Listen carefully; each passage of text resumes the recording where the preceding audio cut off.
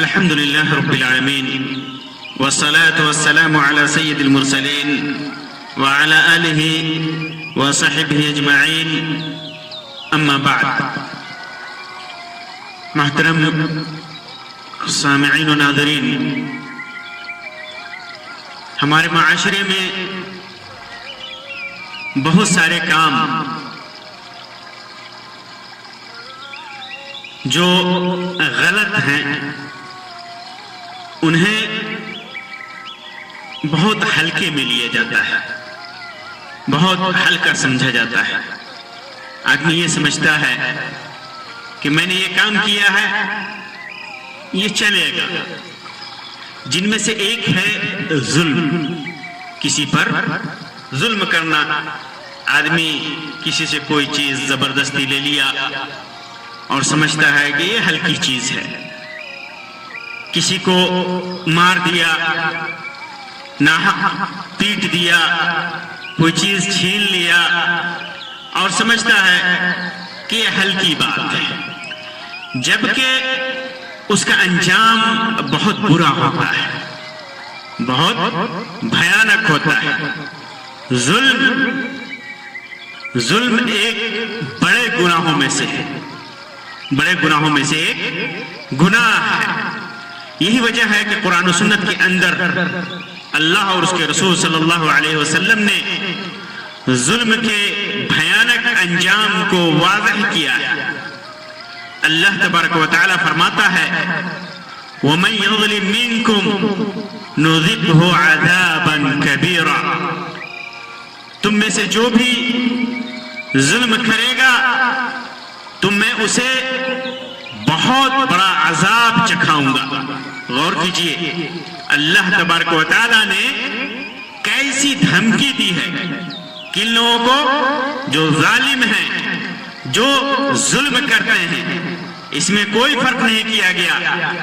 آپ حاکم ہوں، محکوم ہوں، غریب ہوں، امیر ہوں، پیسے والے ہوں، خوبصورت ہوں یا جیسے بھی ہوں، اگر ظلم کا ارتکاب کیا، کسی پر ظلم کیا، کسی کو ناحق مارا، کسی کو ناحق ستایا، کسی سے ناحق کوئی چیز چھین لی، کسی کی زمین ناحق دبا لی، یا جس طرح کا بھی ظلم کیا، تو اللہ تبارک و تعالی دھمکی دیتے ہوئے فرماتا ہے وَمَن يَظْلِم مِّنكُمْ نُذِقْهُ عَذَابًا كَبِيرًا، کہ جس نے بھی ظلم کیا تم میں سے تو میں اسے بہت بڑا عذاب چکھاؤں گا، بہت زیادہ عذاب دوں گا.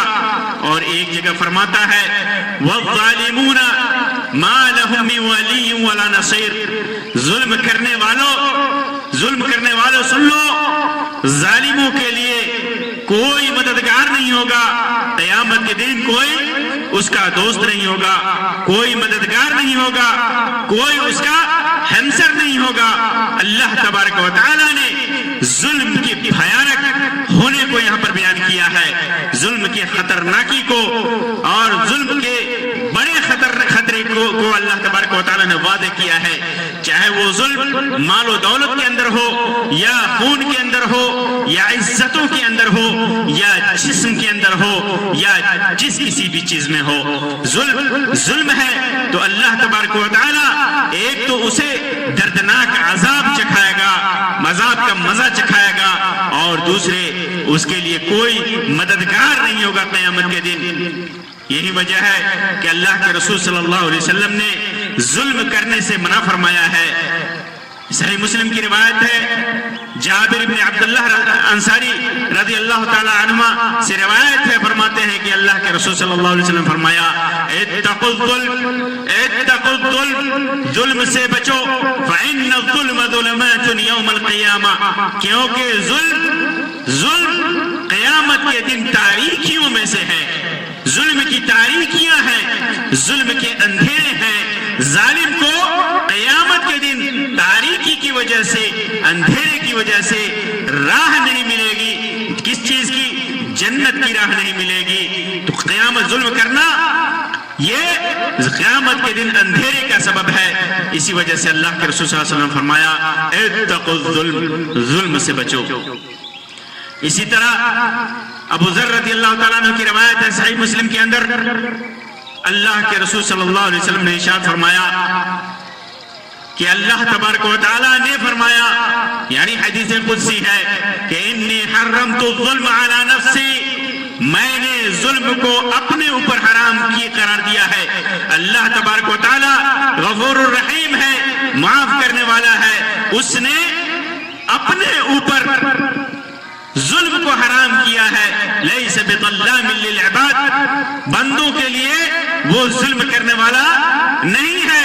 اللہ تبارک و تعالیٰ ظلم نہیں کرتا ہے بندوں کے اوپر، اس نے اپنے اوپر ادنا ظلم کرنے کو بھی حرام قرار دیا ہے۔ وَجَعَلْتُهُ بَيْنَكُمْ مُحَرَّمًا، اللہ تعالیٰ فرماتا ہے کہ میں نے تمہارے درمیان بھی آپس میں بھی ظلم کو حرام قرار دیا ہے۔ فَلَا تَظَالَمُوا، ایک دوسرے پر ظلم مت کیا کرو۔ تو ظلم کو اللہ تبارک و تعالیٰ نے خود کے لیے بھی حرام قرار دیا ہے اور اپنے بندوں کے درمیان بھی ظلم کو حرام قرار دیا ہے۔ آپ ظلم کے بھیانک ہونے اور ظلم کے خطرناکی کو آپ ایک روایت سے سمجھ سکتے ہیں۔ صحیح مسلم کی روایت ہے، ابو ہریرہ رضی اللہ تعالیٰ عنہ سے مروی ہے، فرماتے ہیں کہ اللہ کے رسول صلی اللہ علیہ وسلم نے لوگوں سے سوال کیا، اتدرون من المفلس، ما المفلس، جانتے ہو کہ مفلس کون ہے؟ قالوا المفلس فینا من لا درہم له ولا متاع، صحابہ کرام نے کہا کہ یہ تو ظاہر سی بات ہے، واضح سی بات ہے کہ مفلس وہ آدمی ہے ہم میں سے جس کے پاس روپیہ پیسہ نہیں ہے، دھن دولت نہیں ہے۔ تو اللہ کے رسول صلی اللہ علیہ وسلم فرمایا، ان المفلس من امتی، میرے امت میں سب سے زیادہ مفلس، سب سے زیادہ فقیر، سب سے زیادہ ناتواں، سب سے زیادہ عاجز، سب سے زیادہ غریب، سب سے زیادہ افلاس والا وہ آدمی ہوگا جو قیامت کے دن آئے گا۔ یأتی یوم القیامت بصلاۃ وصیام وزکاۃ، کہ آدمی آئے گا اعمال کا پہاڑ لے کر کے، بہت زیادہ نمازی ہوگا، بہت زیادہ نماز کے اعمال لے کر کے آئے گا، بہت زیادہ روزے دار ہوگا، روزہ لے کر کے آئے گا، روزے کا ثواب لے کر کے آئے گا، روزے کا اجر لے کر کے آئے گا، زکوٰۃ ادا کرتا ہوگا، صدقات ادا کرتا ہوگا، ان کے ان ساری چیزوں کی عبادتوں کا اجر لے کر کے آئے گا۔ وَيَأْتِي، لیکن نمازی ہونے کے باوجود، روزے دار ہونے کے باوجود، صدقہ و خیرات کرنے کے باوجود، وَيَأْتِي قَدْ شَتَمَ هَذَا، اس حالت میں آئے گا کہ اس نے اس کو گالی دیا ہے، اس کے اوپر ظلم کیا ہے، کسی کے اوپر ظلم کیا ہے، اسے گالی دیا ہے، اسے برا بھلا کہا ہے، اسے ناحق ستایا ہے۔ قد شتم ھذا، اس کو گالی دیا ہے، وقذف ھذا، اور اس کے اوپر الزام لگایا ہے، جھوٹا الزام لگایا ہے۔ وَأَكَلَ مَالَ ھذا، اور اس کی دولت اور اس کا مال لے کر کے کھایا ہے، دوسرے کا مال چھینا ہے، دوسرے کا مال ہڑپا ہے، چاہے جس طریقے سے بھی لے، چاہے رشوت سے لے یا کسی چھین کر کے، جھپٹ کر کے، چوری کر کے، ڈکیتی کر کے، جیسے بھی لے۔ وَسَفَكَ دَمَ ھذا، اور اس کا خون بہایا ہے، کسی کو ناحق قتل کیا ہے۔ وَضَرَبَ ھذا، اور اس کو فلاں کو مارا ہے، کسی کو ناحق مارا ہے، بلا وجہ مارا ہے۔ فَيُعْطَى ھذا مِنْ حَسَنَاتِهِ، اتنی نیکی لے کر کے آیا ہے، نماز، روزہ، زکوٰۃ، صدقات کا کہ نیکیاں لے کر کے آیا ہے، تو اس کی جو نیکیاں ہیں، جس کے ساتھ ظلم کیا ہے، تو اس کی نیکیاں لے کر کے مظلوم کو دے دی جائیں گی۔ وَهَذَا مِنْ حَسَنَاتِهِ، اس کو جتنا بھی ظلم کیا ہوگا سب کو دے دی جائیں گی۔ فَإِنْ فَنِيَتْ حَسَنَاتُهُ قَبْلَ أَنْ يُقْضَمَ عَلَيْهِ، پھر اس کے بعد سارا حق ادا نہیں ہوا، جو ظلم کا قرض لے کر کے آیا ہے اس قرض کو ادا کیا جا رہا ہے، اور وہ قرض ابھی ادا نہیں ہوا، ظلم جتنا کیا ہے وہ ادا نہیں ہوا، اور اس کی نیکیاں ختم ہو گئی، تو کیا ہوگا؟ أُخِذَ مِنْ خَطَايَاهُمْ، تو جن کے اوپر ظلم کیا ہے، مظلومین کے خطاؤں کو، گناہوں سے لے کر کے لیا جائے گا۔ فَطُرِحَتْ عَلَيْهِ، پھر اس کے بعد وہ گناہ اس کے اوپر ڈال دیے جائیں گے۔ ثُمَّ طُرِحَ فِي النَّارِ، پھر جہنم میں ڈال دیا جاتا ہے۔ معلوم کیا ہوا کہ چاہے انسان جتنا بڑا نیک ہو، جتنا بڑا نمازی ہو، روزے دار ہو، صدقہ و خیرات کرنے والا ہو، نیکی کرنے والا ہو، پنیہ کرنے والا ہو، ظلم کیا ہے تو قیامت کے دن وہ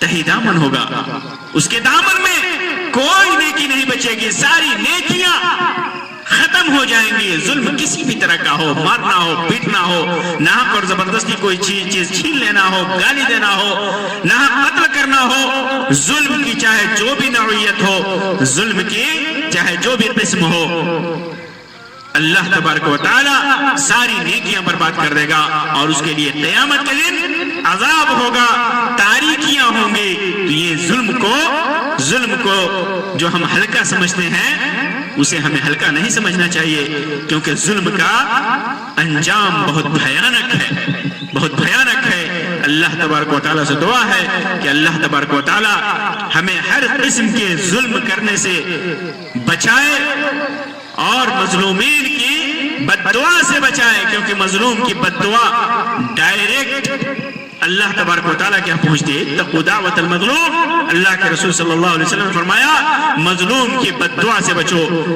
لیس بینہ وبین اللہ حجاب، اللہ تبارک و تعالیٰ اور مظلوم کی بد دعا کے درمیان کوئی حجاب نہیں، ڈائریکٹ اس کی بد دعا پہنچتی ہے۔ تو اللہ تبارک و تعالیٰ ہمیں مظلوم کی بد دعا سے بچائے، کسی بھی طرح کے ظلم سے بچائے۔